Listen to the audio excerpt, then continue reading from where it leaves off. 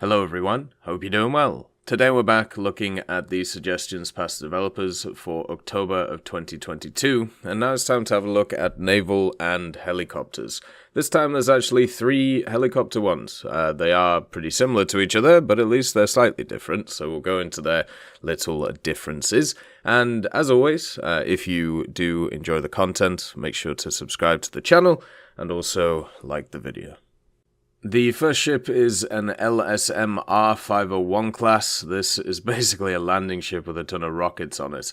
Basically, the landing craft rocket vessels were used during World War II in shore bombardment roles, preceding landing of the troops. However, rocket launchers were crudely welded to the hull of the vessels in large quantities, making them not only slow to reload, but also hard to aim, since they were fixed in place and the whole ship needed to turn in order to aim. To address these issues, continuous loading of 5-inch guns on ship-to-shore rocket launchers were developed. It was a weapon system consisting of 2 rocket launch tubes located on heavily modified 40mm Bofors mounts. Aiming was done remotely, and reloading was done by crew located below the deck of the vessel. Thanks to the ability to aim independently and reload quickly right after firing, this made this much more practical and a formidable weapon.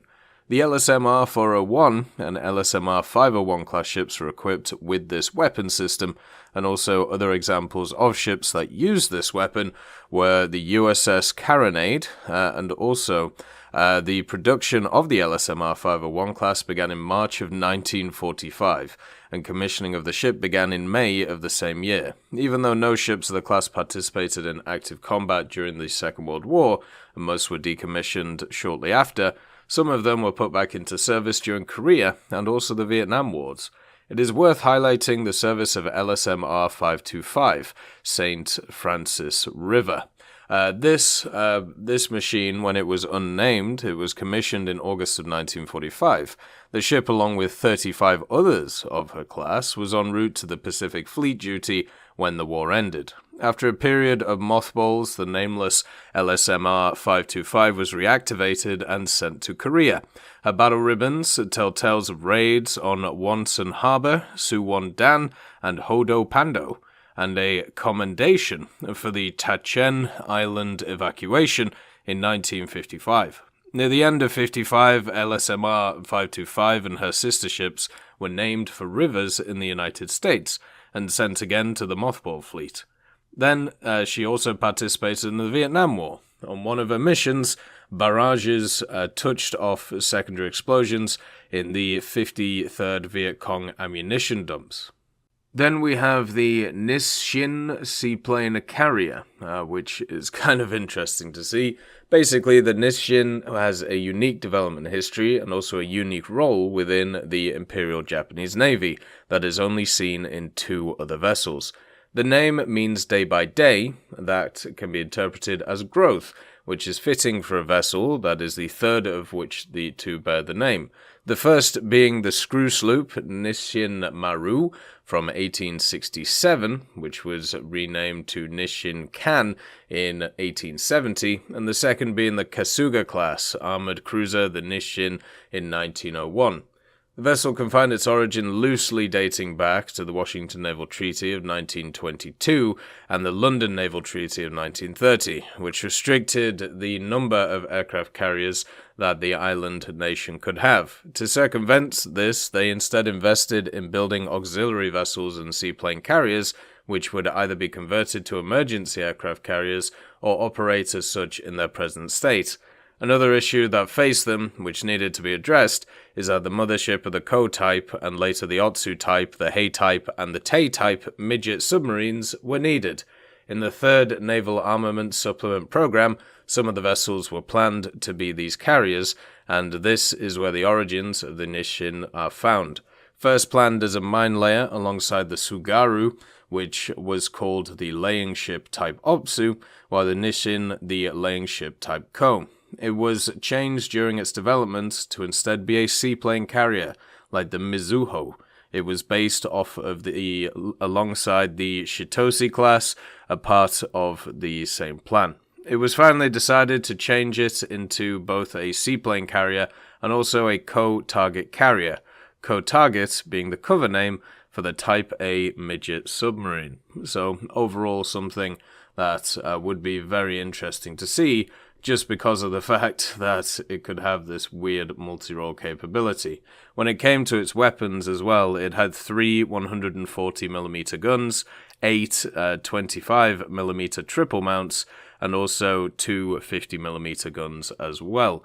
So this thing, it wasn't just something which would go around the place, it did actually have an armament on it.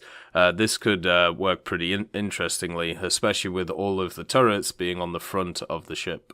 The first helicopter is the Boeing AH-64E. Now this, of course, is first known as the AH-64D Block 3. The Apache's upgraded digital connectivity, a joint tactical information system, a more powerful T700G701D engine, and also an improved transmission, and also joint operational capabilities with UAVs, IFR, and features like that. There was also a new composite rotor blade tested in 2004, increasing cruising speed, climb speed, and maximum takeoff weight. The delivery of the AH-64D Block 3, which eventually became the AH-64E, began in November 2011. Currently, in the US Army plans, they want to purchase a total of 690 units and maintain them until 2048. And it will also later operate until a new FVL program is developed. More than 800 AH-64Es are in operation in 18 countries around the world right now, including the US Army, the main operator, and also the US Army has more than 600 of them right now, which is kind of nuts. Its operational history, of course, is pretty short since it is relatively new. In January 2022, the U.S. Department of Defense's Apache Helicopter Project Management Agency released to the press on the 10th that 4 battalions of the 2nd Air Brigade in Camp Humphreys, U.S. Forces Korea, have received 12 of them. It's also said that the latest Apache model was the first to be delivered overseas, except for the U.S. mainland. The Apache helicopters, manufactured in Mesa, Arizona, arrived at Osan Air Base in the U.S. Forces Korea on a U.S. C-17 transport plane and were assembled before being deployed to the Camp Humphreys base. And then also at the same time, the US military has conducted joint operations in the Arabian Gulf to demonstrate Army attack helicopters teaming with naval assets to engage simulated surface targets. The work involved the Army's Boeing AH-64E attack helicopters operating from the USS Lewis B. Puller, an expeditionary sea-based ship which is run by the US Naval Forces Command. The armament is pretty simple. It combines AGM-114Ls, which obviously are the newer version of the Hellfires. It has the new longbow radar, so it can engage up to 16 targets at once with an improved detection distance of 16 kilometers. It also has the ability to engage more organic and deadly attacks on enemy armored units by linking with the AH-6U UAVs.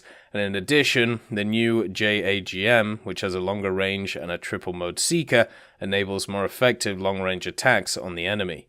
And armed integration was achieved to enable the use of an air-to-ground missile version of the AGM-114R. One of the other notable upgrades is that the AH-64E can be fitted to both wingtips with an automated ground fire detection alarm system called Ground Fire Acquisition System.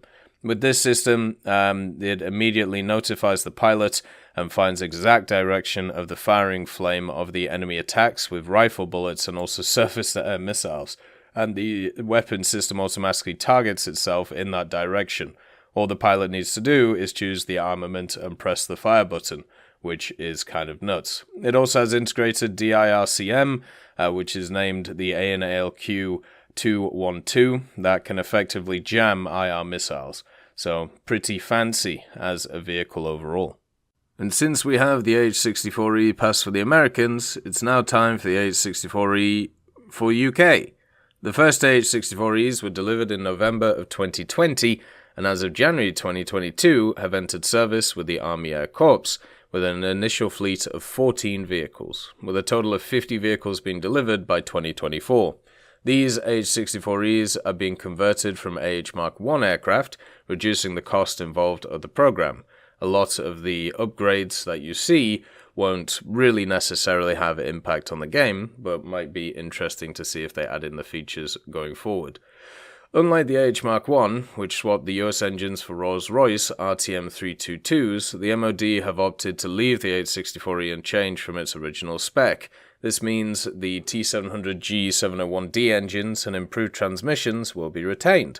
The radar systems have been improved, being able to detect and classify up to 256 potential targets, displaying up to 128 of those to the crew, and prioritizing the 16 most significant threats in a matter of seconds, at ranges of up to 16 kilometers. Despite an MOD-funded study contract into the performance and integration feasibility of a rotor-wing variant of the Brimstone, the MOD opted to use Lockheed Martin's AGM-179 Joint Air-to-Ground missile as the primary weapon of the AH-64E, with the K-1 and Romeo variants of the Hellfire also being used.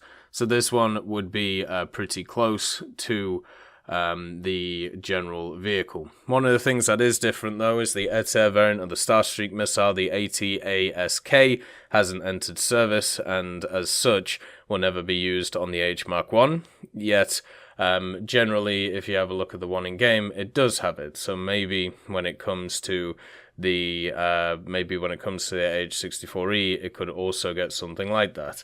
So it could also get the Brimstones that might be available as well, even though it technically isn't ready for it.